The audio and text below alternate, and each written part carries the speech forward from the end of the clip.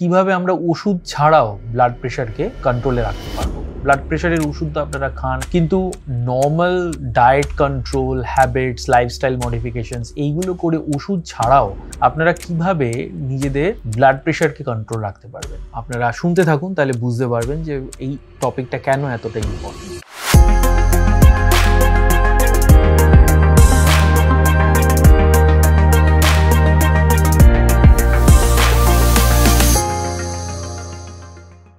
আমি ডক্টর অভিজ্ঞান মাঝি, আমি consultant physician, Vivacity multi speciality hospital. Blood pressure জানতে হবে এমন এক ধরনের রোগ, আপনি যদি দুটো ওষুধ খেয়ে আপনার ব্লাড প্রেশার না কমে, আপনাকে দরকার হলে 3টে ওষুধ খেতে হবে। 3টে ওষুধ খেয়ে যদি আপনার ব্লাড প্রেশার না কমে, দরকার হলে আপনাকে 4টে ওষুধ খেতে হবে। কারণ blood pressure, blood sugar, cholesterol levels এগুলো এমন এক ধরনের লাইফস্টাইল মডিফিকেশন ডিজিজ যেগুলো টার্গেট রিচ করতে হবে। সিস্টলিক ব্লাড প্রেশার 130-র কাছাকাছি, ডায়াস্টলিক ব্লাড প্রেশার 80-র কাছাকাছি, মোটামুটি এই রকম লেভেলে আপনাকে ব্লাড প্রেশার রাখতে হবে। জীবনযাত্রা কিভাবে চেঞ্জ করে নিজের খাওয়া দাওয়া, নিজের এক্সারসাইজ, নিজের হ্যাবিটস এগুলো কিভাবে চেঞ্জ করে ওষুধ ছাড়াও নিজের ব্লাড প্রেশারকে কন্ট্রোলে রাখতে পারেন, এটা আপনাদেরকে জানতে হবে। তো ব্লাড প্রেশার যদি আপনি কন্ট্রোলে না রাখেন, আপনার কিন্তু heart disease, stroke, kidney problem, বিভিন্ন রকম মৃত্যুর আশঙ্কা বেশি হয়, এরকম রোগ হতে পারে। তো আপনাদের এগুলো জানতে হবে যে ব্লাড প্রেশার আমাদেরকে কিভাবে কন্ট্রোল করা দরকার। প্রথম যে জিনিসটার দিকে আপনাদেরকে নজর দিতে হবে সেটা হচ্ছে ডায়েট। আমরা ড্যাশ ডায়েট বলে এক ধরনের ডায়েট বলি, যে dietary approach to stop hypertension, DASH dash. এই ধরনের ডায়েট কি? এই ধরনের ডায়েট হচ্ছে যে আপনাকে এমন খাওয়া দাওয়াগুলো করতে হবে যেই খাওয়া দাওয়াগুলো আপনাকে ব্লাড প্রেশার বাড়াবে না। এর মধ্যে one of the most important হচ্ছে সল্ট ইনটেক। খুব ইম্পর্টেন্ট। আপনি দিনে যদি 2 গ্রামের বেশি সল্ট না খান, দ্যাট মিনস 1 চামচ, আমাদের টেবিল স্পুন আমরা যেটা বলি, 1 চামচ নুন, কাঁচা নুন যেটা আমরা খাই, সেইটা যদি আপনারা এর থেকে বেশি না খান, that is salt restricted diet. আপনাকে নুন আনুনা খাবার খেতে বলা হচ্ছে না, কিন্তু অ্যাটলিস্ট আপনি নুনের কোয়ান্টিটিটাকে এর বেশি যাবেন না, যে 1 চামচ table spoon maximum per day আপনাকে আমরা খেতে বলতে পারি। এটা যদি আপনি কন্ট্রোলে রাখতে পারেন, লং টার্ম দেখা গেছে নুন যদি কম খাওয়া হয় তাহলে ব্লাড প্রেশারের উপরে তার একটা বিরাট বড় এফেক্ট আছে। আপনি যদি ফ্রুটস বেশি খান, হোল গ্রেনস বেশি খান, আপনি যদি ওয়াটার ইনটেক বেশি করেন, আপনার কিন্তু ব্লাড প্রেশারের উপরে তার এফেক্ট আছে।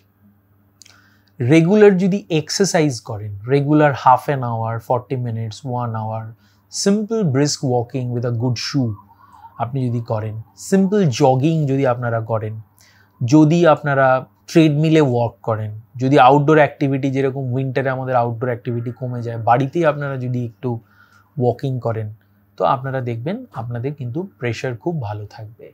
ঘাম হওয়া, সোয়েটিং হওয়া is a very good thing for blood pressure management. তো আপনারা যদি একটু অ্যাক্টিভিটিস বাড়িয়ে দেন, তাহলে সোয়েটিং একটু বেশি হবে, আপনার হার্টবিট বেশি ভালো হবে, সেক্ষেত্রে কিন্তু আপনারা খুব ভালো হেলথ বেনিফিট পাবেন রিগার্ডিং ব্লাড প্রেশার কন্ট্রোল।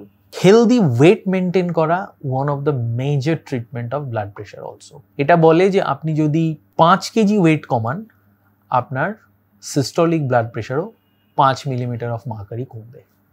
এটা একটা নর্মাল ডিকটাম। তো আপনারা যদি নিজের এক্সেস ওয়েটটার 5 to 10% লস করতে পারেন, it has very good health benefit on your blood pressure.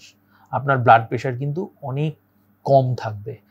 সেই জন্য যারা একটু মোটা হয়, যাদের একটু ওভারওয়েট হয়, ওবেসিটি হয়, তাদের কিন্তু ন্যাচারালি ব্লাড প্রেশার একটু বেশি থাকে। কিন্তু ফ্যাট লস করার সাথে সাথে সেই পেশেন্টরাই যখন ফ্যাট লস করে, ডায়েটিং করে, এক্সারসাইজ করে, তাদের কিন্তু ব্লাড প্রেশারের ওষুধ অনেক ক্ষেত্রেই বন্ধ করে দিতে হয়, অনেক ক্ষেত্রেই কমিয়ে দিতে হয়। ওয়েটের সাথে ব্লাড প্রেশার কিন্তু ভীষণভাবে রিলেটেড। Next is habits. কিছু কিছু হ্যাবিটস আছে, যেই হ্যাবিটসগুলো কিন্তু আমাদের ব্লাড প্রেশারের উপরে ভীষণভাবে এফেক্ট করে। যেরকম আপনি কতটা অ্যালকোহল কনজাম্পশন করেন পার ডে, এটার উপরে কিন্তু ভীষণভাবে ক্যালোরি ইনটেক নির্ভর করে, এবং ব্লাড প্রেশারের উপরে এটা একটা বিরাট বড় এফেক্ট আছে। ইউজুয়াল রিকমেন্ডেশন ডেইলি ইনটেক অ্যালকোহলের ছেলেদের ক্ষেত্রে 30 গ্রাম পার ডে, মেয়েদের ক্ষেত্রে 20 গ্রাম পার ডে, এইটা একটা কথা বলা আছে। বাট আপনি যদি কমপ্লিটলি অ্যাভয়েড করতে পারেন অ্যালকোহল, এর থেকে ভালো কিছু হতে পারে না। তো অ্যালকোহল অ্যাবস্টিনেন্স করা, অ্যালকোহল না খাওয়া একটা খুব important treatment for normal blood pressure management. Smoking কখনোই করা উচিত নয়। Smoking has a bad effect on your blood pressure. ওষুধগুলোকে কাজ করতে দেয় না, ওষুধের রেজিস্ট্যান্স বেশি হয় স্মোকিং করলে। খাওয়া দাওয়ার মধ্যে একটা খুব ইম্পর্ট্যান্ট ফুড হ্যাবিটস, সেটা হচ্ছে ট্রান্স ফ্যাট অ্যাভয়েড করা। ট্রান্স ফ্যাট যদি আপনারা অ্যাভয়েড করতে পারেন, ট্রান্স ফ্যাট কিসে থাকে? ভাজা খাবারে থাকে, ফ্রাইড ফুডস। আমরা এই যে বাইরের এত খাবার খাই, আমরা বিভিন্ন রকম ফ্রাইড ফুডস খাচ্ছি, তেলে ভাজা খাচ্ছি, চপ খাচ্ছি, সিঙ্গাড়া খাচ্ছি, এগুলোর মধ্যে খুব ট্রান্স ফ্যাট থাকে। এই ট্রান্স ফ্যাটগুলো কিন্তু ভীষণভাবে আমাদের অ্যাথেরোস্ক্লেরোসিস করে বডিতে। এটা কিন্তু আমাদের ব্লাড প্রেশার বাড়ায়, ওয়েট বাড়ায় এবং এই সমস্ত জিনিসগুলো করে। One of the important problem, যেটাকে আমরা অবস্ট্রাকটিভ স্লিপ অ্যাপনিয়া বলি, অবস্ট্রাকটিভ স্লিপ অ্যাপনিয়ার ওয়ান অফ দ্য ট্রিটমেন্ট হচ্ছে ওয়েট লস করা এবং সিপ্যাপ নেওয়া। সিপ্যাপ যদি আপনারা রাত্রেবেলা নিতে পারেন, এটা কিন্তু ব্লাড প্রেশার প্রিভেনশনের একটা খুব ইম্পর্টেন্ট একটা ট্রিটমেন্ট। এটাও আপনাদের মাথায় রাখতে হবে।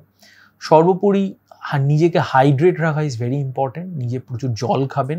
আমরা সারাদিন অ্যাক্টিভিটির মধ্যে থাকি, এসির মধ্যে থাকি, আমরা বুঝতে পারি না যে আমাদের কতটা জল লাগবে, আমরা জল কম খাই। তো জল বেশি খেলে বা জল প্রপার অ্যাডিকুয়েট খেলে কিন্তু ব্লাড প্রেশার খুব ভালো কন্ট্রোলে থাকে, কিডনি ফাংশন খুব ভালো থাকে। কিডনি ফাংশন ভালো থাকলে ব্লাড প্রেশারের উপরে একটা বিরাট বড় ভালো এফেক্ট হয়। শেষে একটা জিনিস বলি, সেটা হচ্ছে পটাশিয়াম রিচ খাবার যেগুলোতে আছে, মানে যেগুলো ধরুন fruits, mainly fruits is a natural source of potassium. আপনি বেরিজ, আপনি শসা খান, আপনি অ্যাপল খান, আপনি কমলা লেবু খান, নাশপাতি খান, এগুলো যে ফ্রুটস আছে, ফ্রুটস কিন্তু শরীরে পটাশিয়ামকে বাড়ায়। শরীরে পটাশিয়াম বাড়লে কি হয়? সোডিয়াম লেভেল কিন্তু খুব নর্মাল ব্যালেন্সে থাকে। বিকজ আমাদের শরীরে পটাশিয়াম লস হওয়া মানে সোডিয়াম বেড়ে যাওয়া। তো পটাশিয়াম যদি বাড়ে, আমাদের সোডিয়াম লস বডি থেকে বেড়ে যায়। সুতরাং আমাদের বডিতে সোডিয়াম বেশি থাকবে না যদি আপনি পটাশিয়াম রিচ বেশি খান।